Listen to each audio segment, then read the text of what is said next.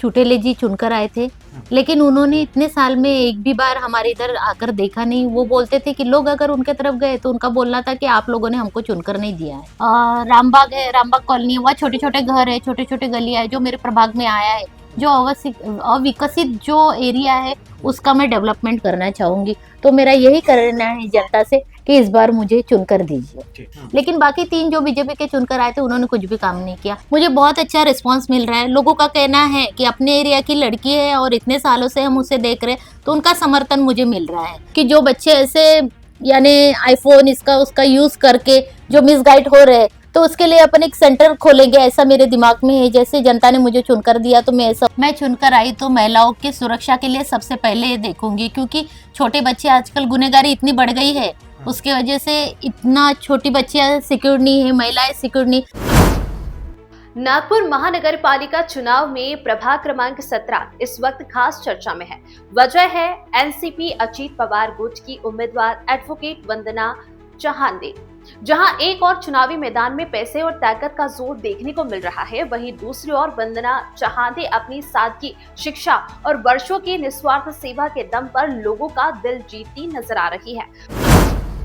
वंदना चहांदे कोई नया नाम नहीं है। बीते 17 वर्षों से वे प्रभाग के लोगों के लिए खड़ी रही। कोर्ट कचहरी के कई काम उन्होंने जरूरतमंदों के लिए बिना किसी फीस के किए। उनका साफ कहना है कि जो भी व्यक्ति समस्या लेकर उनके पास आया, वह कभी निराश होकर वापस नहीं गया। मध्यम वर्गीय परिवार से आने वाली वंदना चहांदे ने जीवन में निजी दुख भी झेले। पति को खोने का दर्द उनके साथ है, लेकिन अपने प्रभाग की बदहाल समस्याओं को देखकर वो आहत होती है। उनके प्रभाग के लोगों की अपील पर आज वो चुनावी मैदान में है। यही वजह है कि आज जनता खुद उन्हें आगे बढ़ा रही है और खुलकर समर्थन दे रही है। आज स्थिति यह है कि जहां बाकी दलों के उम्मीदवारों को कई इलाकों में विरोध का सामना करना पड़ रहा है, वहीं वंदना चहांदे के पक्ष में लोग खुद आगे आकर वोट की अपील करते नजर आ रहे हैं। खबर 24 एक्सप्रेस की टीम ने जब प्रभाग 17 में एडवोकेट वंदना चहांदे से बातचीत की तो जमीनी हकीकत साफ दिखाई दी। अब देखना दिलचस्प होगा कि जनता का यह भरोसा मतदान के दिन क्या नतीजा लाता है।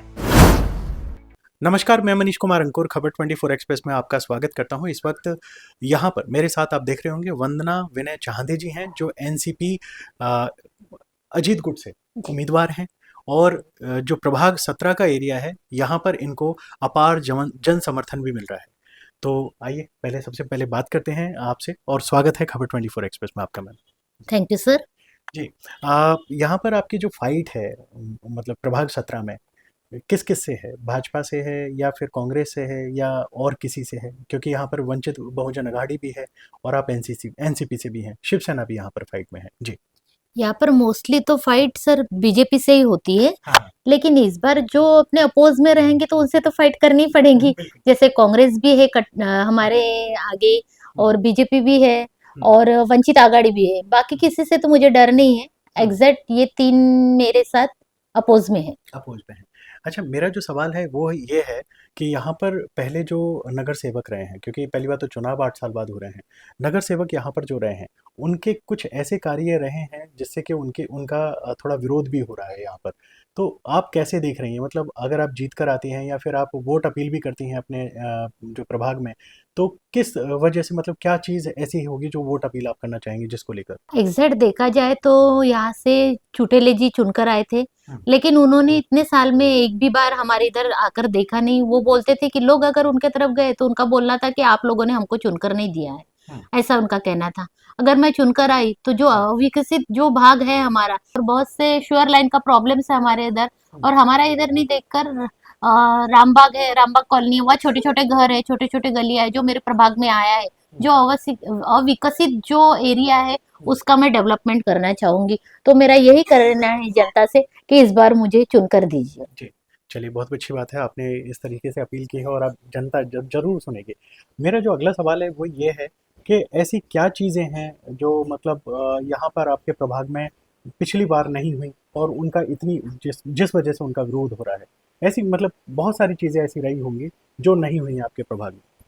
बहुत सी एरिया में जबरदस्ती से सीमेंट रोड डलवा दिए गए हैं, उसके वजह से लोगों के घरों में पानी जा रहा है और कहीं उतार आ रहा है तो उससे भी पानी जा रहा है। श्योर लाइन का प्रॉब्लम है, गटर लाइन का प्रॉब्लम है, बड़ी गटरें डाली नहीं गई है। एक ही नगर सेवक थे जिन्होंने काम किया है, ऐसा नहीं बोल सकते कि नहीं किया करके, लेकिन बाकी 3 जो बीजेपी के चुनकर आए थे उन्होंने कुछ भी काम नहीं किया। एक नगर सेवक थे, उनका जितना हुआ उन्होंने तो लोगों का साथ दिया है, उसके बारे में नहीं बोल सकते, क्योंकि कैसा है जिन्होंने काम किया उसके बारे में तो बोलेंगे कि उन्होंने काम किया है, भले वो हमारे अपोज में गए होंगे लेकिन उन्होंने काम किया है, इसलिए उनको तो सराहना देना ही चाहिए। लेकिन बाकी को किसी ने कुछ काम नहीं किया और ये अनडेवलपमेंट जगह है। अभी हम घूम रहे हैं तो लोग बोलते हैं 5 साल बाद आए हैं, इलेक्शन ही 9 साल बाद आया है, तो फिर आगे में चांस मिलेगा तो हम अविकसित जो भी एरिया है उसका काम हमेशा करेंगे। बहुत बढ़िया। आप अभी घूम रही हैं अपने एरिया में, आप देख भी रही हैं, लोग जुड़ रहे हैं आपसे, तो कैसा मतलब आपको रिस्पॉन्स कैसा मिल रहा है आपको?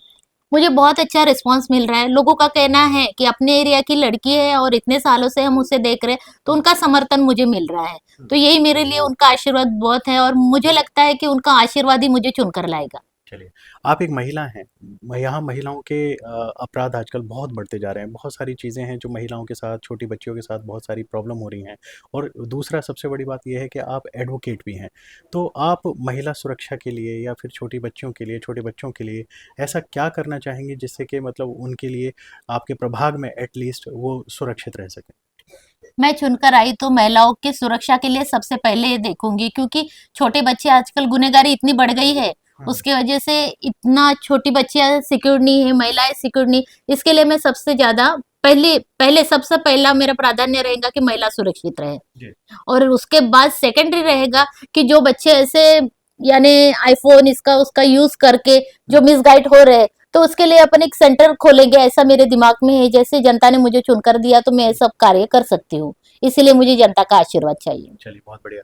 मैं एक और आपसे बोलना चाहूँगा, अगर आप अपनी जनता से, आप प्रभाग से, प्रभाग 17 में वोट अपील आप करना चाहें लोगों से, तो आप हमारे माध्यम से कर सकती हैं। जी।